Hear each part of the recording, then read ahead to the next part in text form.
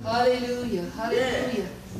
Hallelujah, hallelujah. I've had many tears and sorrow. All right. I've had questions for tomorrow. Yeah. There's been times when I didn't know right from wrong. Sing, Mom. But in every situation, God gave me blessed consolation. That your trials come to only make you strong. Yeah. Hallelujah. I've been a lot of places, and I've seen millions of faces. Hallelujah. Yet there were times when I felt so all alone. Hallelujah. Yes, Hallelujah. yes, But in my lonely hour, yes. my blessed lonely hour, Jesus let me know I was his own.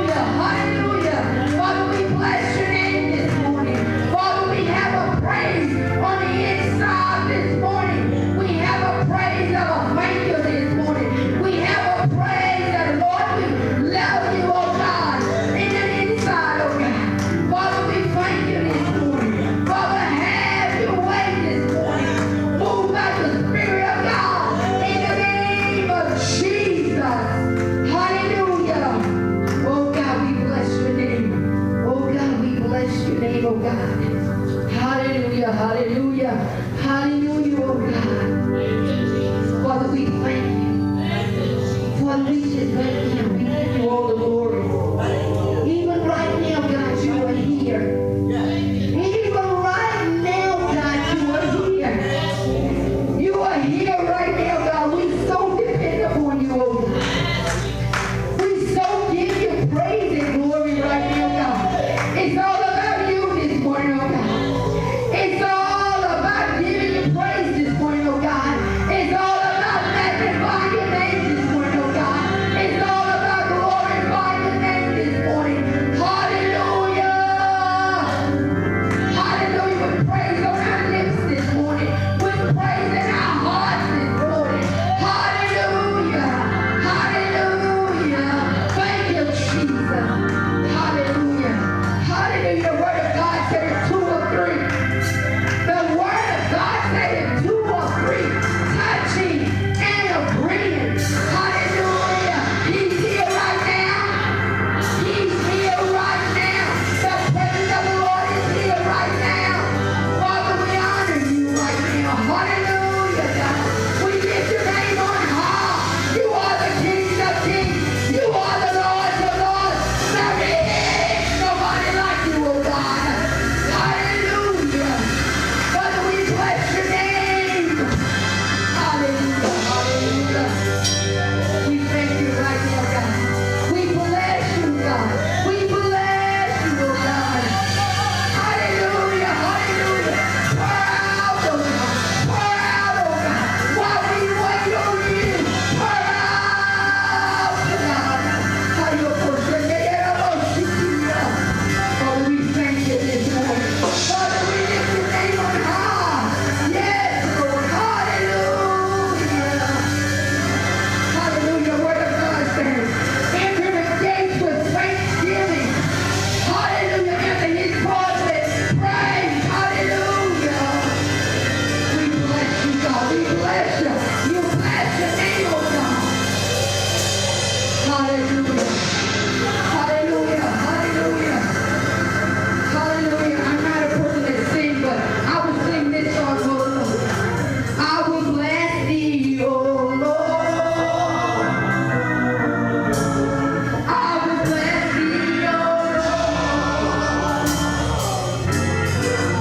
With the heart of thanksgiving.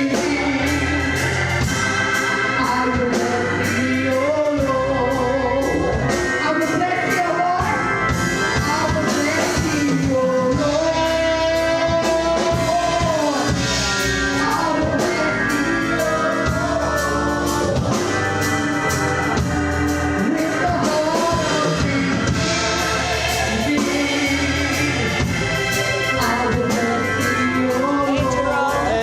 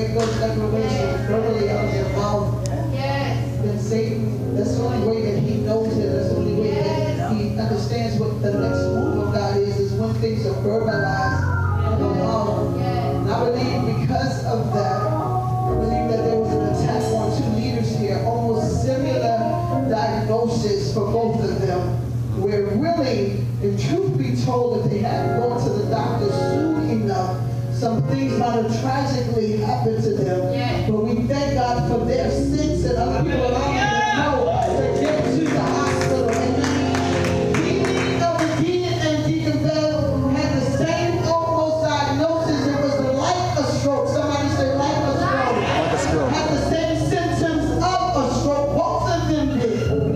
But maybe a week or 2 weeks ago, we began to make declarations over their life about the next move of God on their life. And all of a sudden, an attack happened on their bodies. How many of you know that we are not ignorant of Satan's devices? Some of these things have to happen because Stephanie has a nerve that's dealing and pressing on her spine. So there's some things that has to happen with Beverly right now to correct it. And we all understand that LVP, one that everything is okay, she just had her cholesterol is a little high, and the sugar is a little high. But guess what? Thank God those things were detected. Because God has a plan in the future for both of them that's greater than they can imagine. Y'all gotta clap your hands like y'all understand what's going on. And so I say, God, I give you the glory, I give you the honor for letting us recognize when these things happen. And I didn't tell nobody this. Almost 2 weeks ago, I had a dream about my sister. And I dreamt that my sister died in her sleep. And it was crazy because I began to intercede because I knew the plan and purpose that God had for Dee's life, which is greater than she could ever imagine. Greater than she could ever imagine or think. She's now finally trying to walk in that destiny a little bit by preaching a little more. But what happened, I began to intercede for her. And I began to pray for her. And that's what I knew it could have been worse had I not interceded. Had I not gone in, I had to understand what's going on. We're talking about being thirsty and hungry and being thirsty for a move of God. But in that, we got to be alert when He's waking us up and calling us to pray. So I'm telling you, in this season, we got to be alert because what we're speaking out of our mouth, Satan doesn't want us to go out there and begin to proclaim Jesus Christ in these neighborhoods. He didn't want us to begin to proclaim healings and breakthroughs. He didn't want us to begin to declare that you're going to be debt free. Come on, there's some things that God is saying. Jesus, that's about to happen. Devil didn't even know nothing about Moses and Jesus until a declaration was made. And that's when He sent these kings to go kill the firstborn. So we're going to make the declarations and we're going to find the hand of the enemy to try to thwart them, to try to stop them. Because what God has established will be done. Amen? Amen. I know it's warm in here, but we can do better than that. Amen? Amen. Come on, clap your hands and just bless God. For the things that He's doing, for the things that are going to get done. Hallelujah! I haven't seen no heaven into their own hearts for them. The things that God has prepared for His people. And I'm so excited about this day because we're going to have Apostle up here. And even with Apostle, I'm telling you, you can have your seat for a moment. Even with Apostle, you know, some things was happening in his body. And we knew that his season is not over. Come on, somebody say, Apostle season Apostle season. is not over. Not over. And ain't no time for retirement and nothing like that. You know, listen, greater is here and greater is coming out of his life. He's still got so much to pour out. He's still got so much more to give us. So we just thank God for Apostle. Now I'm going to ask you to stand and receive this man of God. Come on and stand just to honor of the gift of his house.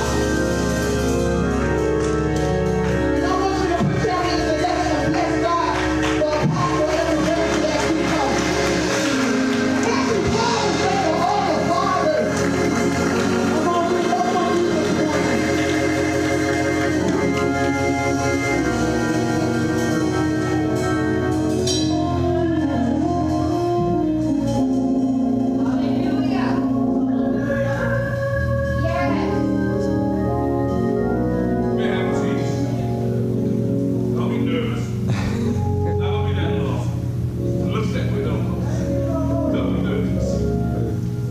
was telling Elder D this morning, I said, you normally do about 10 minutes or so. I said, I'm going to do 12.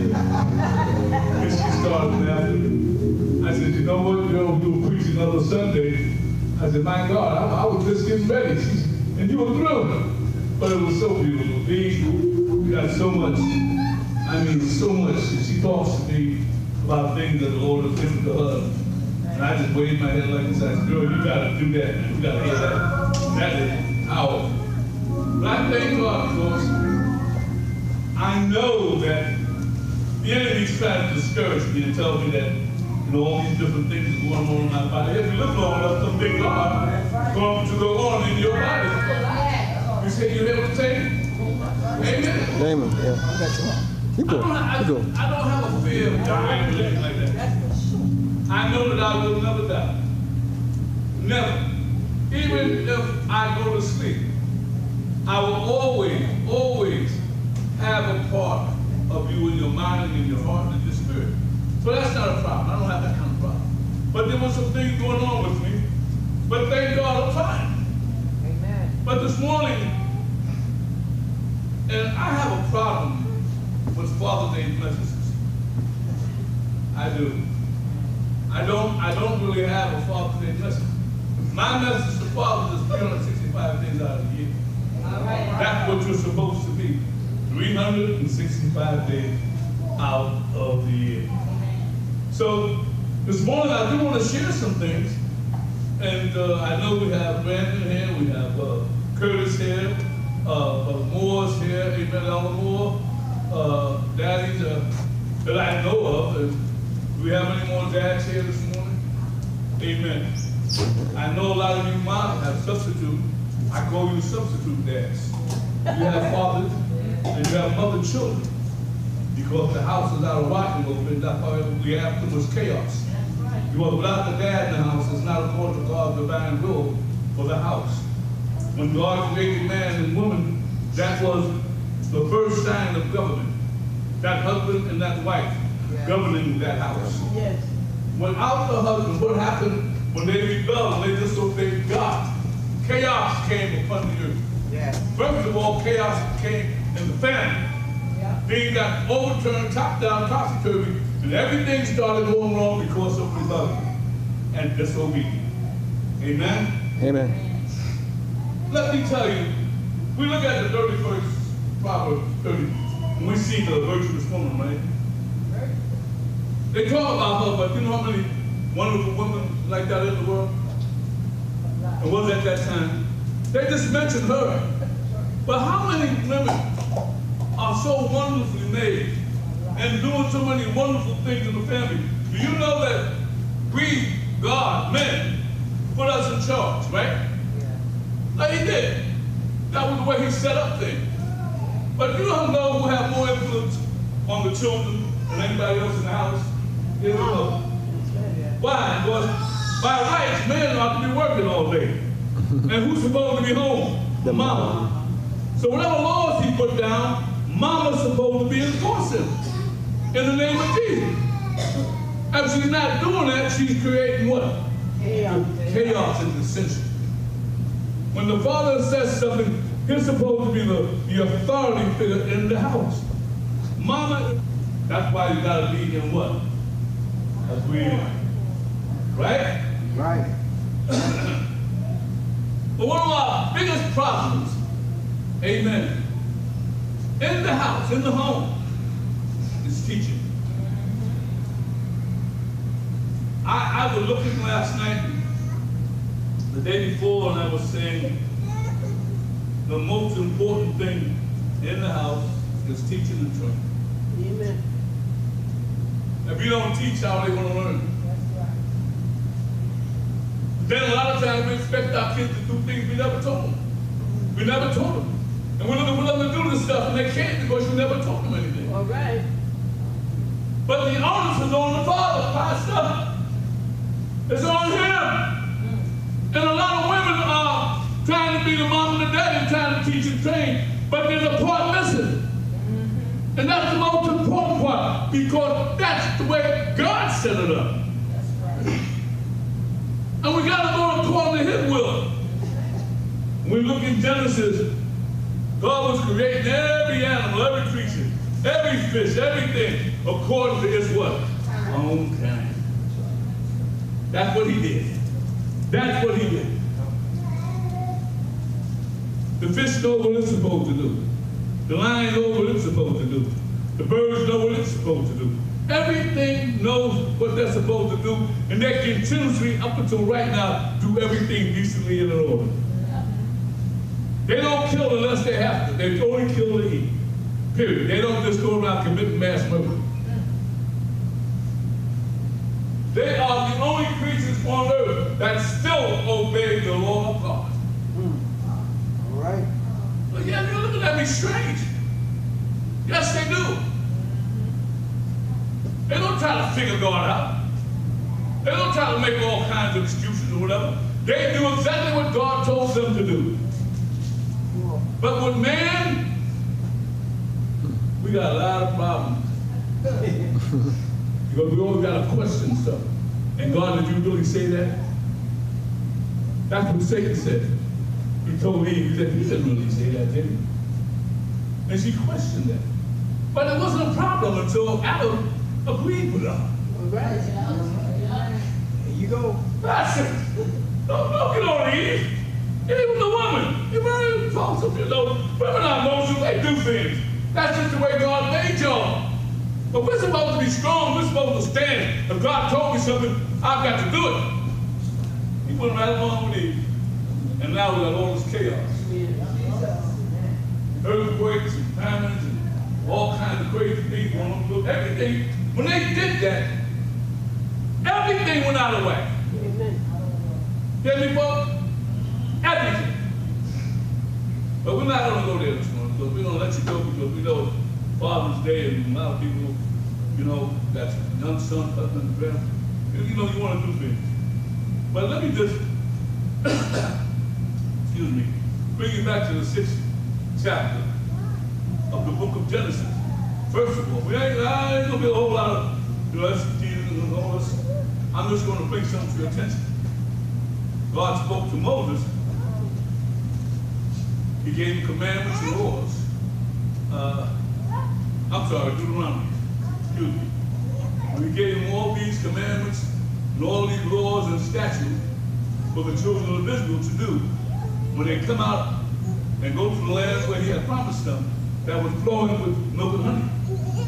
What he's doing is telling them what they should not do. When they get there, what they should remember, what they were taught. Okay? It's in Deuteronomy 6, the 6th chapter. And many of you all probably read this before, but I want to bring this to your attention. Now, men, daddy, young men, those of you who are not married, but maybe down the road, of course, you figure on being married and doing, but this is important. There's 3 things that I learned as a trainer in the military. When you get new people in, there's 3 areas it's called information. You give them information, and then you demonstrate whatever you taught them. You teach them things out of the manual. But then again, what you taught them, you got to show them that you know. Right, son? God bless you, baby. Glad to see you. In other words, the first 2 steps of training is what? Information. I'm a father. I'm going to give you information, right? But whatever I tell you, I can't be hypocritical. I got to do it myself. All right. So now I'm going to demonstrate that thing. When you see me and see how I walk, you're going to say, well, he said it, but look, that's what he lived. He's demonstrating exactly what he taught. And the next step of this process, now you got to apply it to your life. You got to walk it. Because it was not only taught, it was demonstrated. But you have no excuse. But here's our problem, folks. We ain't doing enough teaching. Come on, man. All right. Us guys, we're not doing any teaching. No more. Yes. We're not teaching. Could I get a little more body on this? Because I'm getting old and I don't need to be put too much fire in. Yeah, there you go. Y'all good now? Yeah. But you have to teach first. Amen. Teach and train. We wonder why these kids are going in these, not just the kids, but they're having so many problems with the shootings and things like this, and then our kids with the drugs and killing each other. And, well, I mean, it is just, my God, what's going on? My generation, then my daddy, then my great-granddaddy, my great-great-granddaddy, my great-great-great-great-granddaddy, there was something taught to these men. They did something that was created an atmosphere. They were men. They were men. Yes. Do I hear what I'm saying? Yes. They were men, and they taught their sons. And then their sons taught their sons. And this just went on down the line. That's right. Amen. But we're not transferring, and we're not teaching. Principles are forever. Amen. Character is forever. Truth is forever. Yes. Lying is forever. Amen. Come on. But the whole thing about it, folks, we got to teach and train. Men, I know we don't have a few of us here, but the few of us that are here, and ladies, whoever you know, please share this with them. You've got to be able to teach and train. Generation to generation. Now listen, let me go to the 6th chapter of the book of Deuteronomy. And I'm going to share that with you right quick. I'm not going to expound on it too long, but it's important that we understand. Here was God telling Moses to tell the people of Israel just coming out of bondage. They were just coming out. They had been in bondage for over 400 and some years in Egypt. They were wild. A lot of stuff that they were doing, even though they knew they were of God, they were still doing a lot of damnable things. They didn't have no structure, no order, no direction. They needed something to give them a form, a way of life, whatever. Something they needed to follow. So here we go. I'm losing my page. Okay? So what God says, he does this.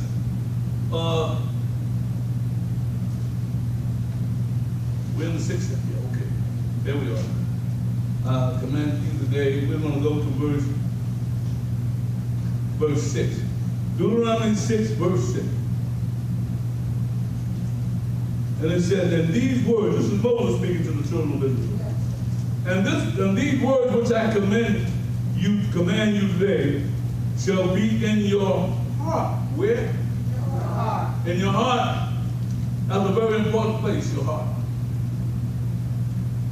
Because out of the depth of your heart, the heart is, my God, it's the central of who you are.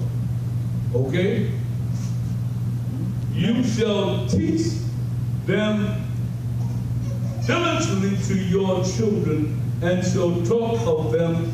Listen, the word that he was teaching, the thing that Moses was teaching that day, the instructions and all the things that God had told him, everything that they were supposed to do. You can read that. I don't want to read all that, but I'm just saying everything that God told Moses, he wanted the children of Israel to do, not to do this, not to do that, not to follow this, not to do that, not to do this.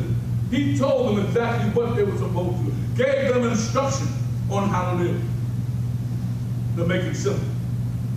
What he did was give Moses the information to tell the children of Israel on how they should do what? Live. Amen? Say amen. Amen. And these words, I'm going back to the 6th chapter again, the 6th verse again. And these words which I command you today shall be in your heart. That's the people he's talking to. You shall teach them. Do what? Teach them what? What the Lord has said, right? What the Lord had commanded them to do and to be and how to act wherever they're going into the land flowing with milk and honey that he promised their fathers. You shall teach them diligently to your children, and shall talk of them when you sit in your house. Excuse me. Oh, sorry. These things are to be talked about, spoke about. Every time you get an opportunity, you should be teaching and what? Training. Yes. When you sit in your house, when you walk by the way, when you drive your car, when you go out for a picnic, when you lie down at night to go to sleep or get ready for bed, when you get up in the morning, you shall bind them as a sign on your hand, and they shall be frontlets between your eyes. So in other words, every opportunity you get, there's not a moment in the day when you're with that child, when you're with that young man, praise God, and who we're trying to deal with this morning is the young man, you're teaching and training. Every time you have an opportunity, you remind them of the principles and the laws. You remind them of what you were taught by your father. Remind them, I hope you were taught something. But you do it every time. Sitting down, eating, honestly, you walk and talk and, yeah, listen, son, this is that, this is this. Oh, don't worry about them getting tired of what you're saying. Just say it. Now you see, son, in every instance, he said, look at you, see, you don't be doing that. That's not what we do. When you get up, when you sit down, when you go to bed, when you're eating at the table, amen. Amen. You never stop teaching and training. And that's what Moses was saying. You never stop teaching and training. This is what God said we need to do. How many, it's today, we look not only in our community, but we look at the world as a whole. How many people are truly and honestly obeying the laws of God and the will of God? What God purposed with Adam and Eve that they would do what? That they would have seed after their own kind that would worship Him. That would worship and praise Him. But because of what? Rebellion. Rebellion. And committing that sin in the garden. Things went haywire. One of the brothers killed the other one. My goodness. They said that was the first murder recorded in the Bible. Cain slew his brother Abel because of disobedience and rebellion in the garden. Okay. We're not going to Proverbs right now. Okay? Amen. Say amen. Amen. I hope I'm not really that deep, am I? I'm just trying to explain some things that we should be doing this morning. I know I don't have to, but listen to what I'm saying. It's important this morning, people. Now, one time I made a mistake when I was looking at these first 9 chapters of the book of Proverbs. But it's okay, because I'm young again. But I studied it again, and I was talking with other people, we were looking. And what Solomon is saying about my son, I took it to mean like a son, like his son. It was his sons he was talking to. Not one son, but his sons who are going to be leaders one day, and people who will be doing things within Israel that will be making decisions and different things. And he said, my son. All right. You hear what I'm saying? Yes. Yes. He said, my son. Not one person. But I was saying to myself, man, this man had about 700 wives. The devil, he could have one son. I know he's expecting one. I said, well, but you know, I looked at that, it didn't make sense. And so I was talking to other people, we were, Dee said, Pop, I said, I know. There's more to, he's talking to these young men, call them, like I call my young people son. They're my sons. I have a son named Ed Ramsey. but these other men are my sons. And here's Solomon. Let me see. Proverbs 1. I'm going to go down to the 8th verse. I'm trying to just move as, no, let me read this a little bit faster. Pastor, read the first verse down to the 8th verse for me, please. The Proverbs of Solomon, son of David, king of Israel, for gaining wisdom and instruction, for understanding words of insight, for receiving instruction in prudent behavior, doing what is right and just and fair, for giving prudence to those who are simple, knowledge and discretion to the young. Let the wise listen and add to their learning, and let the discerning get guidance. Understanding proverbs and parables, the sayings and riddles of the wise. The fear of the Lord is the beginning of knowledge, but fools despise wisdom and instruction. You see what I'm saying? The fear of the Lord is the beginning of knowledge. When you begin to teach or to train, you better have the fear of the Lord. Because that's the beginning of the knowledge. That's the beginning of knowing. Without the fear of God, you're subject to any kind of, crazy information or whatever. That's right. You don't know how to receive a lie from the truth. And we want to teach the truth. Amen. Hear what I'm saying? Amen. Amen. There's so much out there. I mean, even on TV with a lot of man, you gotta make sure that you study the word for yourself. Don't take everything you hear, man, at random and say, oh yeah, that's right. No, it's not right. Listen to this. The 8th verse, he starts with his instruction. He says, my son, hear the instruction of your father. And do not, watch this, forsake the law of your mother.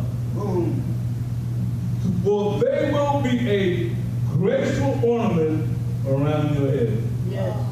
And a chain where? About your neck. Tell me now. Don't forsake the who? The law of who? Lord, we Father. Huh? Lord, we Father. Glory for Who we talking about here? Now let's listen to this again. My son, hear the instructions of your father. Oh, the And mother. do not forsake the law of who? The mother. Ladies, you are a very important part of the governmental law within the home. God has always set up order. And in his order, he first made the man. Not that he was better or he was going to live any longer or whatever, but God always has somebody in charge. Bottom line, people. But you know how important you are, ladies, to the governmental order of the house. Without you, my goodness, there's nothing but chaos and destruction and all other things that's going on. You are the one that laid the groundwork with the children. Yeah, daddy is the one that says, well, I'm going to wait till daddy come home. Boy, kids used to be so afraid when mama said that. Yes, I tell your daddy. yes. But that's how they show their father. All right, let's go here. Do not forsake the law of your mother, for there will be a what? A graceful ornament on your head and chain about your neck. Okay, my son, if sinners, when I read this, Mother Ramsey, I said the fathers can teach their kids just this scripture, sister. So that's this portion of scripture. Come on. Day after day, as they walk and they talk, they get up, sit down, eat, whatever, go on swimming, whatever. Just this. Listen what Solomon tells these young men. My son, if sinners entice you,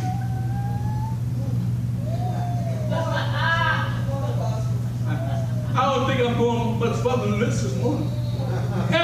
Here's a man telling his sons, if sinners sinners, bebop, whoop-bop, whatever, reefer smokers, weed smokers, jump over, hallelujah, boomer, whatever, entice you. He bringing something to me attention. Yeah. He said this, as sinners, people outside of the will of God, the laws of God, the love of God. Hold on, brother.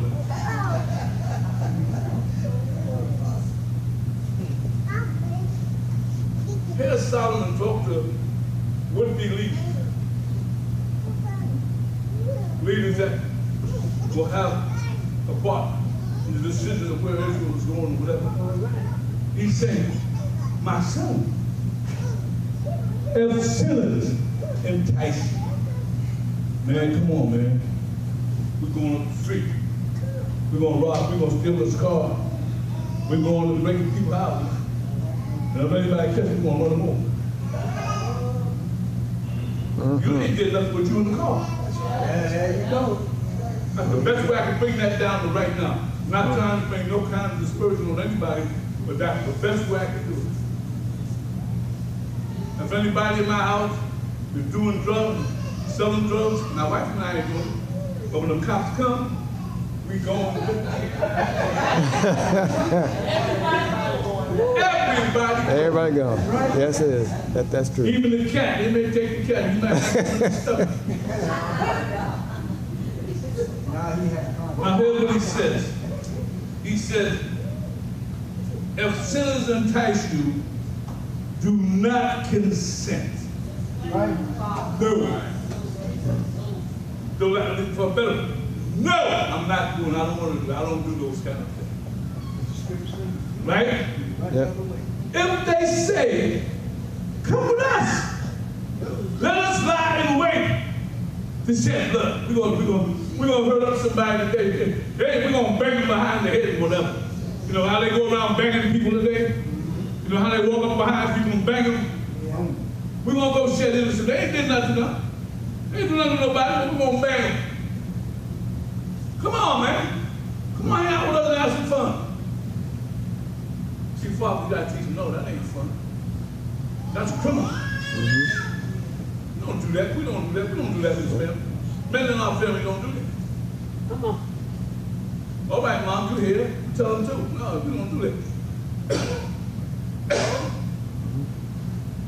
What does he say again?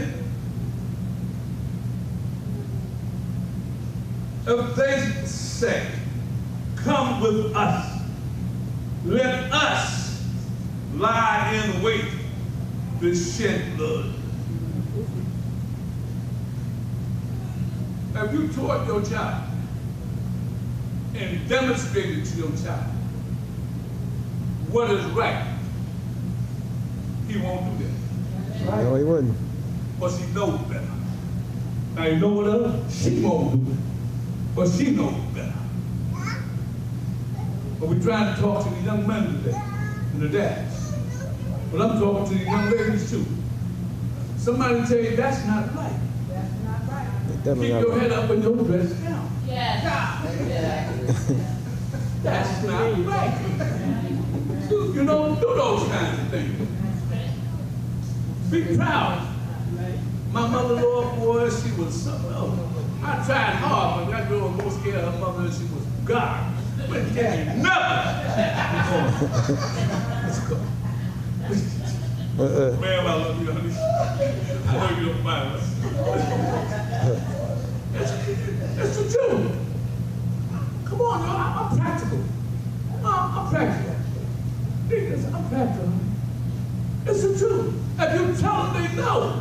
If you don't tell them, they don't know. They might be him and her arm basket back and forth. Well, maybe it'll be okay. No, you know it's not okay, but your mama told you it's not okay. Your daddy told you it's not okay. Amen? Amen. Okay.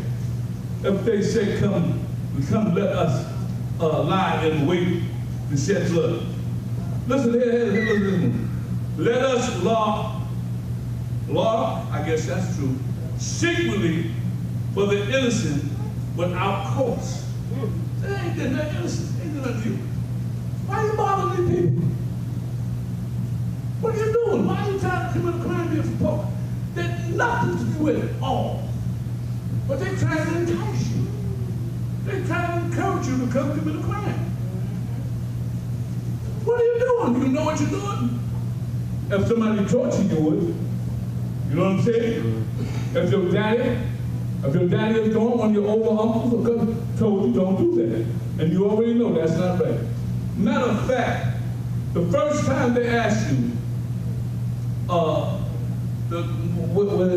where it says here, my son, if innocent, if sinners entice you, right? Do not consent. You should stop right there. If they're trying to entice you, sinners, people you don't have nothing to do with, no dealing with. If they try to entice you, that should be it. We should not be going through the rest of the scripture. You should stop right there. Yeah. That's it. That's it. Matter of fact, I don't hang with you. I don't know what you trying to do, man. No, I know better than that. Okay? Come on, let us wait to shed in some blood. Okay, here's the next verse. Let us law secretly for the innocent without cause. Next, it says in the 12th verse here, it says here, let us swallow them alive like so. You see how deep this is getting? You see how it keeps graduating? Going on, and the more you do, the harder you get at it. You start one place, you start with some little minor stuff, then you graduate to bigger things. Yeah. Okay? Okay. Let us go like we show. And the next verse says, and hold like those who go down to the pit. They're going to hold on to them like those that go down. In other words, they're going to put them in the grave. We shall find all kinds of precious possessions. We shall fill our houses with spoils. Cast your lot among us. Let us all have one purse. Now, you know that ain't true. Somebody gonna want more than another person. So let's stop it. Somebody gonna want 20 of the $30. Come on. But you gotta teach your kids this. They don't know. The kids don't know. Next verse in the 15th verse it says, my son, do not walk in the way with them.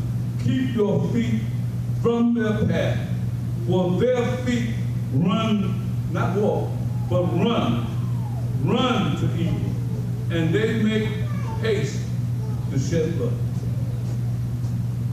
Isn't that powerful? Wow. You hear that? Yep. And we could just teach our children this one verse, this one chapter here, I should say, in Solomon, chapter 1, from 8 until the 8th verse to the 16th verse, chapter 1. And we can just teach these principles, what to do and what not to do. Don't hang around no goods. Well, that's right, man. But this has to be taught. The Lord told Moses to write these laws, statutes, and commandments down that I give you today. That the children of Israel can teach this to their children and their children's children, fathers and fathers and fathers and fathers. And that should go on from generation to generation. Go ahead and say. Do you hear what I'm saying? Yes. Amen. Amen. Fathers, the onus is on the dad, the mom is right there with him enforcing the law. Amen. Amen. She's strong, mama's strong, she ain't weak. But all she has to say back in the day was, wait till your father gets home. That was all she, because he walked in that position. And he had that kind of authority. I'm not talking about coming home, knocking teeth out and all that stuff. The words of his mouth was so deep, so authoritative. So much authority in his words. Amen? Amen. Amen. Praise God. I got one more scripture, I think it is, and we're going to be finished. I got something else to read from the 22nd chapter of the book of Proverbs. Say amen, somebody. Amen. You okay? Is it too hot there or something? No, it's okay. Yep. Huh? It's okay. Okay then. All right, good. I don't want to bore you, but I want you to get this information because it's so important. Information.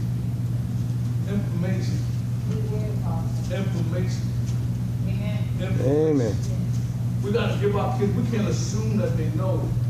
Exactly. And then, my God, when kids come home, we have to, after they, they go to school, what do we do when they come home with the things that they were taught? We have to help them out. A lot of times kids come home, they ain't got no help. But we got a whole new mindset about our kids and our homes and the things that we do as a family. I know there's a lot of displacement in families. Don't think of, listen, I know this is 2018, and it's a big difference from now and 1900s. I know that. I know that as far as the economy and as far as, of course, our president and different things that's going on. But you know what never changed people? Principles. All right. Never changed. Amen. Character. Never changed. Honesty. Never changed. These things don't change. I don't care what year it is or who's in the White House or whatever. These things never change. Amen. Hear me? We can't make excuses. And after a while, when we keep making excuses, the excuses become a lie. Yeah. That's all we're doing is lying. Period. We got to do what the Word of God tells us to do as born-again believers. Now, if you're not a born-again believer, well, God bless you. Some people who are not in the church, they're more strict on their children than the ones that are. Yeah. You know? And we, as in the church, should be a great example to the world on how we raise our children and what we do and how we present ourselves. Amen? Amen. And what we demonstrate before our kids. And we're not hypocritical. We're not hypocritical wherein we say one thing and do something else. Now, you know you shouldn't do that, Johnny. And he's watching you do. You know you shouldn't do that, Johnny. He's watching you do.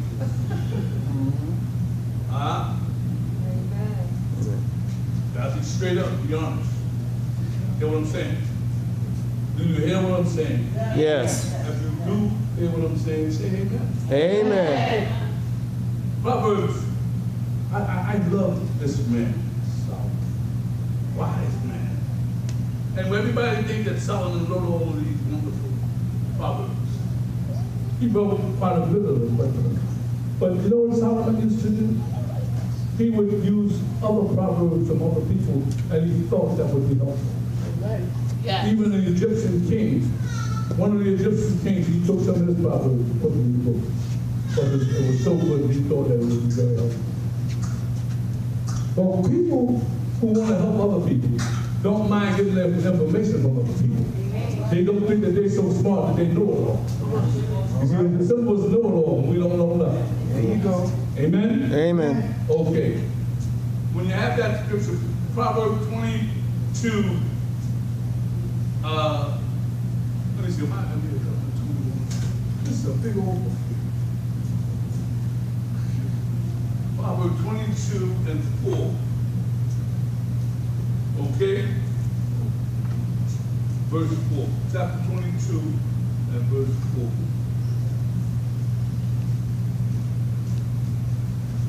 Thank you for my face. You have it, say amen. Amen.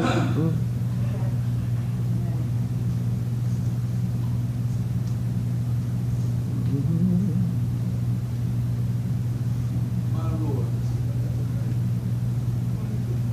Yeah.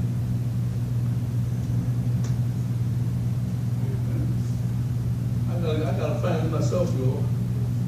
Oh, gee.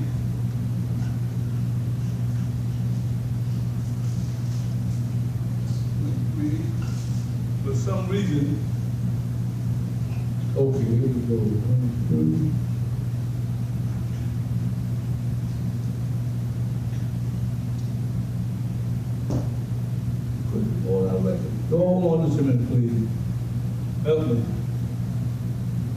Okay, I'm sorry. It's 22 and 6. Train up a child. 22 and 6. All right? And what does it say? Train up Train up a child in the way he should go. When he is old, he will not depart from it. Read it again. Train up a child in the way he should go. When he is old, he will not depart from it. Okay. This will probably be it for me. I just want to bring this into your attention. To your attention, I should say.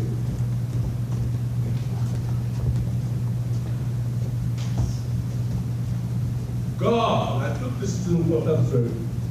I found this and I said this will be good for information for men and women. Amen. Amen. God called parents to lead their children. He told them that if they train up a child in the way he should go, when he is old, he will not depart from it. Proverbs 22 and 6. And just how does a parent become a good, a parent becomes a good leader for a child? Partly by focusing on the key words that's in this explanation. These are not the only ones, but they're good because it gives us a light on some of the things that we should be doing as parents, okay? Now the first one, it says molding. We need to mold, okay?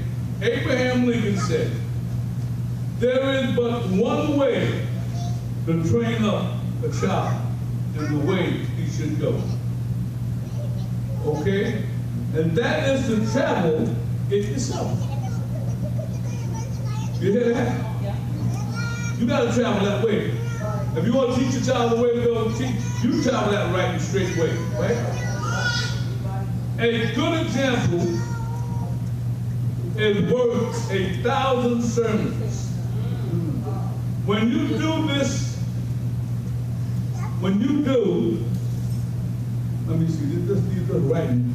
1,000 sermons, what you do has more, okay, what you do has more impact on your child than all of the lecture you could ever give them. Amen.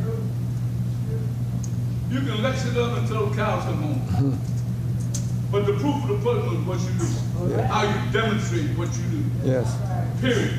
You can talk to them all day, give them instruction all day long. But what they look at is what you do. What you do. What kind of example you set before them.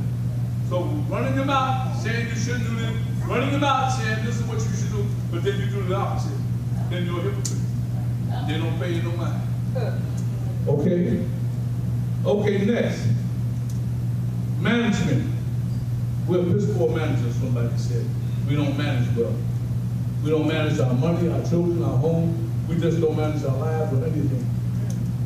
But what this says here is that we need to learn how to manage. God's management. Lord, Brandon, can you help me? I'm coming with this Bible is so small. When it says management, read that number 2. I don't want to keep everybody because I need to think about it. Good management is the ability to discern the uniqueness of a child and teach him or her accordingly. We are to train up a child in the way he or she should go. This may mean we will have to adapt our style depending on the child's temperament and wiring. So every child is not alike. Because you got 2 girls, they're not alike. You got to understand their temperament. You got to understand, who they are, what they accept, what they don't accept. But you have to see them different. Each person is different. Understand what I'm saying? Yes. We want to do this from the same way. You can't do that. No, can't do it. You should be just like your brother. You should be just like your sister. Nah, be like yourself. Be like yourself. Amen? You're who God called you to be. Period. That's who you are. You're not going to say, God made you this is what you be. And don't try to be nothing but nobody else for what God made you. And stop telling kids who they should be like. Look at them and look and see what they can do, their strengths and their weaknesses. Amen? Amen. Then you accent on that. Help them with that. Bring them up here. One may have a high degree of education, of learning and understanding. The other one don't have that. But you deal with that other one. You don't make an example out of him and say, well, you ought to be like him, but you're not smart. Why are you not so smart? You're killing him. That's right. Or come on. Amen. Give me the last one, please. Memories. Parents should create memories. Why? Because memories are more important than things. Note that the verse says, when he is old, he will not depart. This implies that the child retains some memories of his early experiences and embraces them in latter life. You know what? Your children's children. Teach them to your children and your children's children's children. That's what Moses was telling the people. This is not for now. This is for generations to come.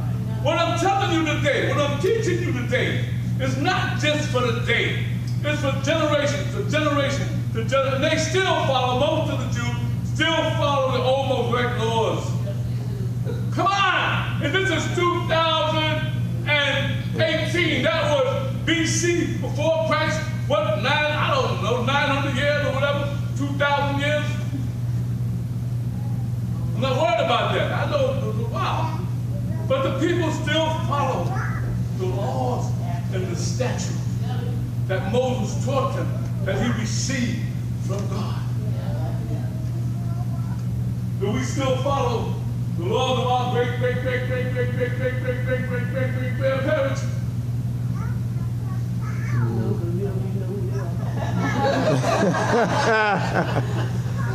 Got lost in the shuffle of transition or something.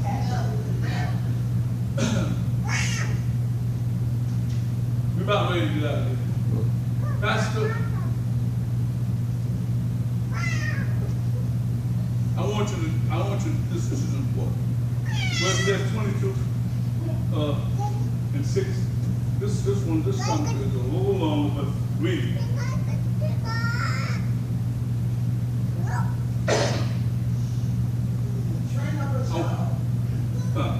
Still better teach that for the Yeah, what's this?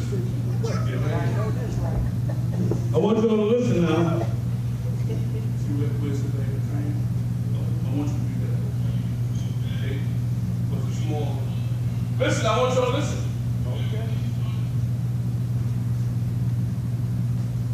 Train up a child. This verse, like the other proverbs, contains a wise statement that is usually true. Who your child turns out to be is a reflection of your parenting. Wow. As God has taught It's a reflection of what? of your parenting. Who your child turns out to be is a reflection of your parenting. That's right. True. Amen. It's a reflection of your parenting. It ain't the school, not the neighborhood, not the friends. We always want to put our honors on everybody.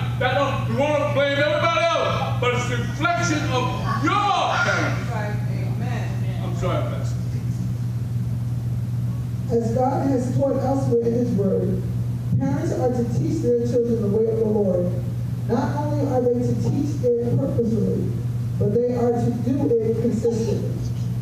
When they talk and sit and walk and lay down and get up, Deuteronomy 6, 7 through 8, if children see their parents speaking kindly, being forgiving and gracious, gentle and understanding, children will want these character attributes too. But even more important, if the parents teach that they depend on God to build kindly habits in themselves, children will know that it is to the Lord that one turns to for help in every part of life. Training children undoubtedly involves everything from wiping feet, closing doors to say please, and thank you, and I'm sorry. But the most important training that a child receives is the continual teaching and daily example of their parents' dependence on the Lord. Example. Daily teaching. What did the Lord tell Moses? Daily teaching, continuously teaching, in and out, walking in and out, at the table, wherever. The daily teaching of the Lord. They got to see their parents doing that. Amen. So, what are we going to do? I know we only have a few dads here, but let me tell you. I have the sheet there, huh? You guys have to give it back. Let me say this for you. And I'm going to be very honest, and I'm finished. I really am. I'm not really finished, but I'm going to stop. It's warm, and I know something. Things to do today. Setting the example is a very important part of wearing truth. You hear what I said? Yeah. Setting the example is a very important part of rearing children, raising children. What they see you do become real. I don't care what nobody says. I don't care what the Bible says. I don't care what the book says. The text. What you do and say is real and reality to you. You're the closest thing to them. You are the one that they look at and they revere and they think that everything revolves around you. So what you say, you say, I'm going to be that careful, yes, means a lot to your sons and daughters. Teaching and training is consistent. My beautiful pastor daughter, oldest one, 58 years old, teaching, teaching and training. She's so much like me that I finally learned I have to go to the ritual sometimes because she's just too much like me, you know. But it don't stop. When do you ever stop becoming a parent? Somebody raise their hand and tell me. And the Lord call you home. Come on. Flesh and blood, they can reveal that to you, man. When you go or they go, you're a parent. If you're 105 and they're 93, you're still a parent. Amen. Never stop. Remember what I was saying this morning. Read the book. Read the Deuteronomy and 6th chapter. Read Proverbs. When you just sit down and read the whole thing, of course there's a lot of nuggets in Proverbs. A whole lot of wisdom. Solomon was a man of wisdom, a man of understanding, a man of knowledge. Wisdom comes from long years of teaching and receiving. That's how you get wisdom. You know how knowledge comes? From doing. Yes. You did it. You got knowledge of that. Why? You have personal experience with it. Yeah. Well, you can talk to somebody about that. And understanding is being very sympathetic, open heart, and just wanting to listen and be there for somebody to lean on. Solomon had all those powers, y'all. Amen? Amen. Stand on your feet. Amen. You know I stood up here and I ain't rock one time. You know what I do with those numbers? Hey, you know, Pastor Bobby walking, right? I checked that out, but I don't know. You know I came and tell like, look at me. I'm serious, y'all. I was saying this morning to myself, how am I going to stand up here and preach this morning? Just do it. I love you all this morning. To the fathers, God bless you, Jerome. You're not biological, but you're a stepfather and Thank you. dad. Thank you. And Jerome and my boy Brandon and Curtis, Elijah, amen. Praise God. Where's another dad here? Pop, of course, Pop. Amen. God bless you, Pop. Amen. We got longevity, Pop. God bless you.